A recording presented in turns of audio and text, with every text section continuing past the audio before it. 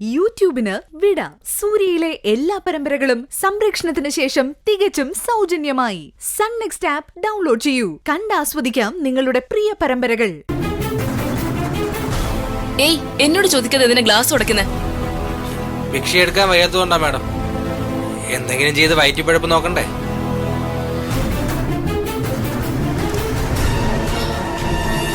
നീ മങ്കി ജോണിയല്ലേ? അയ്യോ, ഇതാര്? ഞാൻ ശ്രദ്ധിച്ചില്ല. അർച്ചന വേണമായിരുന്നു. അല്ല, നീ സുന്ദരിയുടെ ഭയങ്കര അടുപ്പക്കാരനായിരുന്നല്ലോ. എന്നിട്ട് നിനക്കിപ്പോ എന്തു പറ്റി? ജീവിതം പെരുവഴിയിലായോ? സുന്ദരിയുടെ കാര്യമൊന്നും പറയാതിരിക്കുന്നതല്ല. നന്ദി വേണം, നന്ദി. ഒരേ നാട്ടുകാരാണെന്നുള്ള പരിഗണന പോലും ആ വൃത്തിയായിട്ടവൾ തന്നില്ല. ഒരവസരം എനിക്ക് കിട്ടും, അന്ന് ഞാൻ പ്രതികാരം ചെയ്യും, എന്നോട് കാണിച്ചതിനൊക്കെ. അല്ല, നീ സുന്ദരിയുടെ നാട്ടുകാരനാവുമ്പോ നിനക്ക് അവളെ കുറിച്ചുള്ള എല്ലാ ഡീറ്റെയിൽസ് അറിയാൻ പറ്റുമല്ലോ. എല്ലാം അറിയാൻ പറ്റുമെന്നോ? ആ പുല്ലാറ്റിൻകരയിൽ ആട് മേച്ചാറുന്ന കാലം തൊട്ടുള്ള എല്ലാം അറിയാം എനിക്ക്. നീ ഒരു കാര്യം ചെയ്, ഇങ്ങനെ ഗ്ലാസ് തുടച്ച് ജീവിക്കണ്ട. നീ വന്ന് വണ്ടി കയറ്. സത്യമാണോ മേഡം പറഞ്ഞത്? സത്യം തന്നെയാ പറഞ്ഞത്. വന്ന് കയറ് വണ്ടിയില്.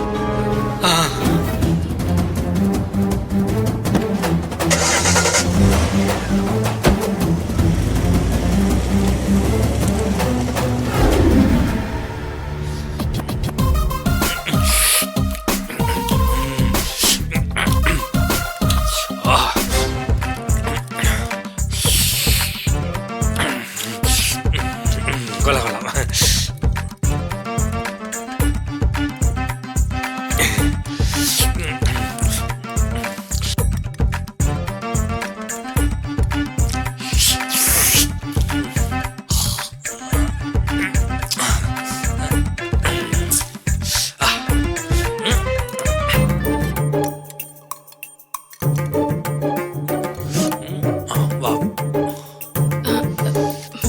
ഇനി എന്തെങ്കിലും വേണോ?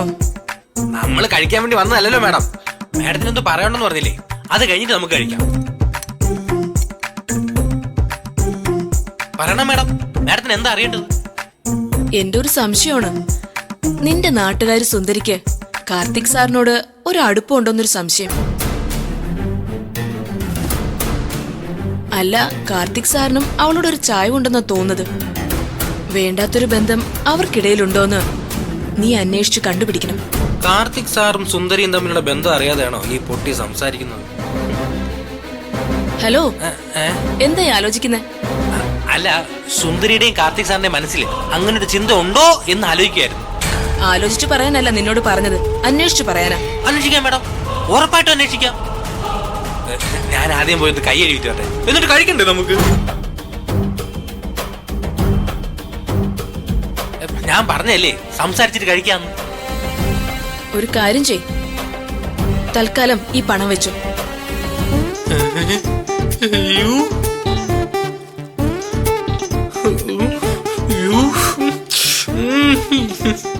കഴിക്കോ കഴിക്കാതിരിക്കോ എന്തോ ചെയ്തോ, പക്ഷേ ഒരാഴ്ചക്കകം എനിക്ക് കൃത്യമായ വിവരം വേണം. ഉറപ്പായിട്ട് റിപ്പോർട്ട് ചെയ്തിരിക്കും മാഡം. മാഡം ധൈര്യമായിട്ട് വയ്ക്കും.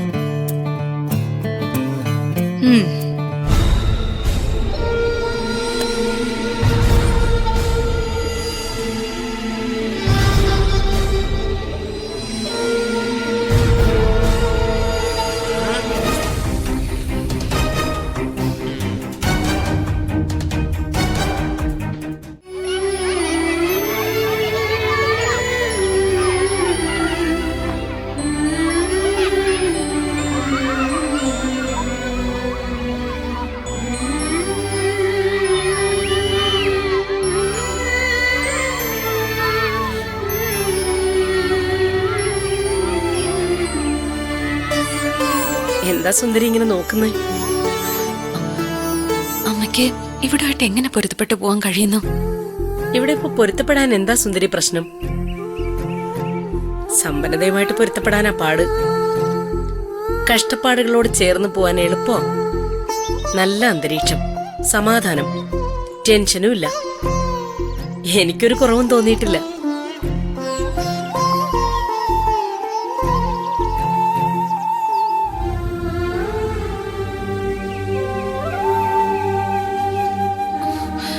എന്നാലും അമ്മ, ഒരെന്നാലും ഇല്ല മോളെ.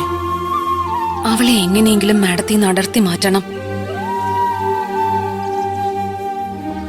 ഇപ്പൊ മാഡത്തിന്റെ കൂടെ നിൽക്കാൻ ആരുമില്ലാത്ത അവസ്ഥയാ. അതിനെ അർച്ചന നല്ല രീതിയിൽ മുതലെടുക്കുന്നുണ്ട്.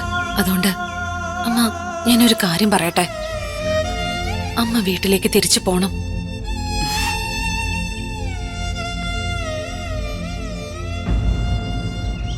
നമ്മൾ ആഗ്രഹിക്കുന്ന പോലെയും ചിന്തിക്കുന്ന പോലെ അല്ലല്ലോ കാര്യങ്ങൾ. ഇനിയൊരു തിരിച്ചുപോക്ക് അതത്ര എളുപ്പമല്ല സുന്ദരി. എനിക്കറിയാം, വൈകയ്ക്കൊരു ആപത്ത് വന്നാ നീ കൂടെ ഉണ്ടാവും. അവൾക്കൊരു കുറവില്ലാതെ നോക്കുകയും ചെയ്യും. ആ നിന്നെ അവള് മനസ്സിലാക്കുന്നില്ലല്ലോ എന്ന് ഓർക്കുമ്പോ എനിക്ക് സങ്കടവും മോളെ. നിനക്കിതിനൊക്കെ പകരം തരാൻ എന്റെ കയ്യിൽ ഒന്നുമില്ലല്ലോ എന്ന് ഓർക്കുമ്പോഴാ സുന്ദരി എനിക്ക് വിഷമം തോന്നുന്നത്. ഞാനൊരു കാര്യം ചോദിച്ചാ അമ്മ സാധിച്ചു തരുമോ? ചോദിക്കേ.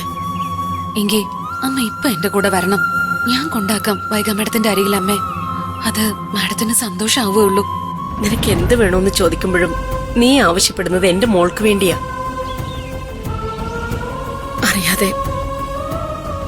അറിയാതെ ഞാൻ ആഗ്രഹിച്ചു പോവാ കുഞ്ഞെ. നിന്നെ പോലൊരു മകൾ എനിക്കുണ്ടായിരുന്നെങ്കിലെന്ന്. ഞാനും അമ്മയുടെ മകള് തന്നെയല്ലേ. എന്റെ കൂടപ്പിറപ്പല്ലേ വൈഗ മാഡം. ആ കൂടപ്പിറപ്പിന് വേണ്ടിയല്ലേ ഞാൻ പറയുന്നത്. നിന്റെ മനസ്സ് കാണുമ്പോ നിന്നെ ഇങ്ങനെ വളർത്തിയെടുത്തവരെ കൈയെടുത്ത് തൊഴാൻ തോന്നുക മോളെ. നിന്നെ അവര് വളർത്തിയതുപോലെ എനിക്ക് എന്റെ മോളെ വളർത്താൻ പറ്റിയില്ലല്ലോ എന്ന് കുറ്റബോധം തോന്നുന്നു.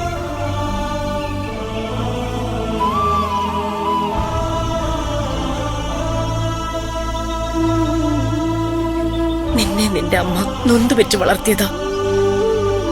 ഒരിക്കലും വൈക എനിക്ക് അതുപോലെ ആവില്ലല്ലോ. അങ്ങനൊന്നും പറയല്ലേ അമ്മ.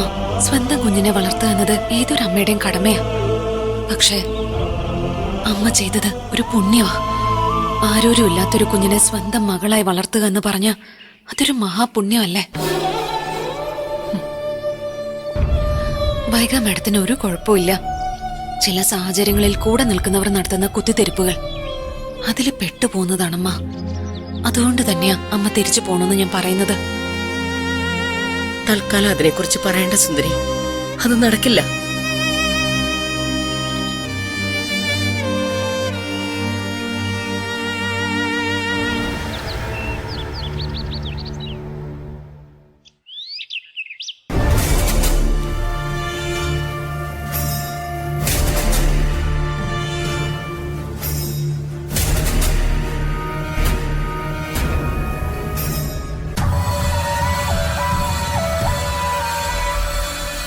കേറി വാ ഇങ്ങോട്ട്.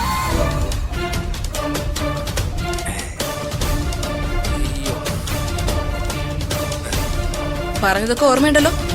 ഞാൻ എന്തു പറയുന്നു അതെല്ലാം അറിയാന്ന് ഏറ്റു പറഞ്ഞോണം. മാഡം പറഞ്ഞിട്ട് മാത്രമല്ലല്ലോ, സത്യം എനിക്കറിയാവുന്നതല്ലേ. കാർത്തിക് സുന്ദരി വിവാഹം കഴിച്ചതാണെന്നും ആ കല്യാണത്തിന് നീ ഉണ്ടായിരുന്നെന്നും വ്യക്തമായിട്ട് പറഞ്ഞോണം. കേട്ടല്ലോ? അതുറപ്പ്. മരിച്ചുപോയ എന്റെ അജുച്ചേട്ടായിയാണ് സത്യം. ഞാൻ പറഞ്ഞിരിക്കും. ശരി, വാ.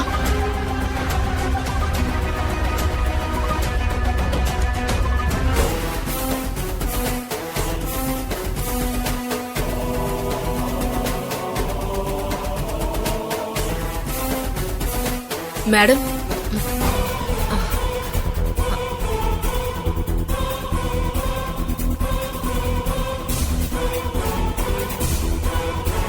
എന്താ അർച്ചന ഇത്? എന്തിനാ ഇവനിപ്പൊ കൂട്ടിക്കൊണ്ടുവന്നത്? ഇവനാ സുന്ദരിയുടെ നാട്ടുകാരനല്ലേ?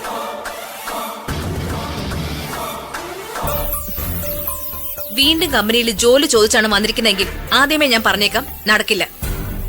മാഡം, അതല്ല, ഒരു ഇമ്പോർട്ടന്റ് കാര്യം പറയാനാ ഞാനിപ്പോ ജോണിയെ കൂട്ടിക്കൊണ്ടു വന്നത്.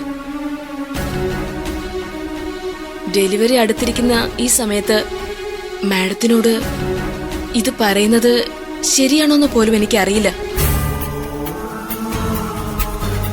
പക്ഷേ അങ്ങനൊരു കാര്യം അറിഞ്ഞിട്ട് ഞാനത് പറയാതിരുന്ന അതിലും വലിയ തെറ്റായി പോവും. കാര്യം എന്താണെന്ന് പറ അർച്ചന. ഈ വിവരം അറിഞ്ഞ മാഡം നെർവസ് ആവരുത്, ടെൻഷൻ ആവരുത്. അറിയാലോ, അത് ഈ വയറ്റിൽ കിടക്കുന്ന കുഞ്ഞിനെ കൂടി ബാധിക്കും. ചേട്ടാ എന്താ ഇത്? ഇങ്ങനെ ഓരോന്ന് പറഞ്ഞ് എന്നെ ടെൻഷൻ ആക്കാതെ കാര്യം പറ അർച്ചന. അത് മാഡത്തിന്റെ ലൈഫിനെ തന്നെ ബാധിക്കുന്ന പ്രശ്നമാ. എന്റെ ലൈഫിനെ ബാധിക്കുന്നതോ? what do you mean? Straight ആയിട്ട് കാര്യം പറ നീ.